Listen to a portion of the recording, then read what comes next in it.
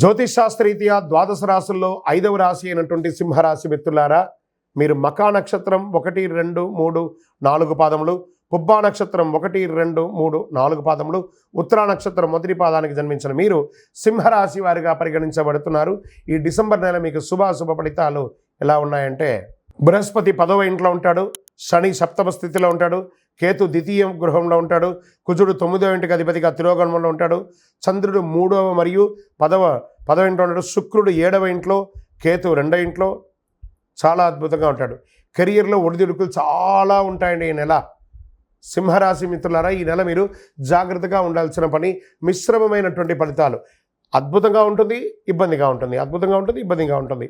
So కెరియర్లో మీకు ఉద్యోగంలో చాలా ఒడిదుడుకులు ఉంటాయి. అకాల ట్రాన్స్ఫర్ లేదా సస్పెన్షన్ లేదా మీ మీద అపవాద అసాంఘికమైనటువంటి కార్యక్రమాలు ఉద్యోగంలో ఉన్నవాళ్ళు, ప్రైవేట్ రంగంలో కానీ ప్రభుత్వ రంగంలో కానీ ఉన్నవాళ్ళు చేయకండి. మీ మాట అదుపులో ఉండాలి. సింహరాశి మిత్రులారా, మీ మాట అదుపులో ఉండాలి. మీ ఆరోగ్యం జాగ్రత్తగా చూసుకోండి. ఈ నెలంతా కూడా సౌకర్యాలను అనుభవిస్తారు, కొరతను అనుభవిస్తారు.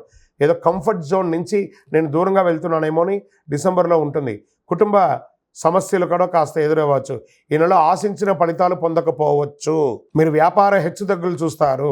వృత్తిపరమైనటువంటి పార్ట్నర్షిప్లో గొడవలు వచ్చే అవకాశాలు ఉన్నాయి. సామాజిక హోదా స్థాయి పెరిగే అవకాశం మాత్రం మాస ద్వితీయంలో ఉంది. గృహ వాహన ప్రయత్నాలు ముమ్మరం చేస్తారు. గృహప్రవేశాది కార్యక్రమాలు చేసుకునే అవకాశాలు ఉన్నాయి. మీ ప్రతిభకు సమర్థతకు సర్వత్రా మంచి గుర్తింపు ఉంటుంది మాస ద్వితీయంలో. ఉద్యోగం లేని వాళ్ళకి, పెళ్లి కోసం ప్రయత్నం చేసేవారికి ఆశాభంగం మాత్రం ఉంటుంది ఈ నెల కాస్త పోస్ట్పోనింగే ఉంటుందని చెప్పచ్చు. మానసిక స్ట్రెస్, కుటుంబ వివాదాలు, ఆర్థిక సమస్యలు ఎదుర్కోవాల్సి వస్తుంది. కొన్ని దీర్ఘకాలిక వ్యాధుల ద్వారా చాలా ఇబ్బంది పడుతూ ఉంటారు. ఏంటి నన్ను ఇలా సమస్య పెడుతుంది, ఈ యొక్క హెల్త్ అని ఉంటుంది. కాస్త హాస్పిటల్స్ కూడా వెళ్ళే అవకాశాలు కూడా పెట్టున్నాయి. కూడబెట్టిన కొన్ని సంపదలలో మీ యొక్క హెల్త్ కోసం ఖర్చు పెట్టే అవకాశాలు కనబడుతున్నాయి. ప్రేమ వ్యవహారంలో ఉన్న వాళ్ళకి ప్రేమ బెడిసికొట్టే అవకాశాలు ఉన్నాయి. విద్యార్థుల పరీక్ష చాలా గడ్డుకాలం గట్టిగా చదవాల్సిన పరిస్థితి. వృత్తి వ్యాపారంలో మరీ స్ట్రెస్ మాస ద్వితీయంలో కూడా బాగా అవుతుంది.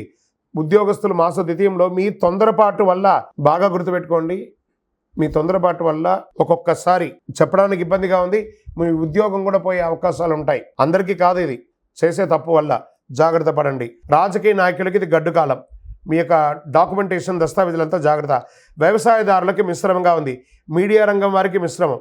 ఐటీ వారికి అయితే స్ట్రెస్, సాఫ్ట్వేర్ అయితే స్ట్రెస్ స్ట్రెస్ స్ట్రెస్. ఇది ఉన్నదే చెప్తున్నామండి. కాబట్టి జాగ్రత్త పడడంలో తప్పు లేదు.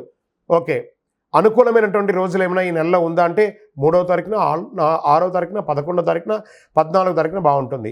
చంద్రాష్టమం అని ఎత్తుకుంటే డిసెంబర్ 9 ఉదయం నుండి 11 సాయంత్రం వరకు ఉంటుంది. అదృష్ట సంఖ్యలు ఈ నెల 2, 3, 7.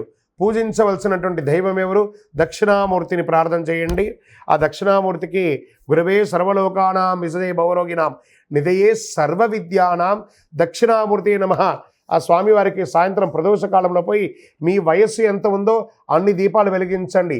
శని భగవాన్ని ప్రార్థన చేయండి.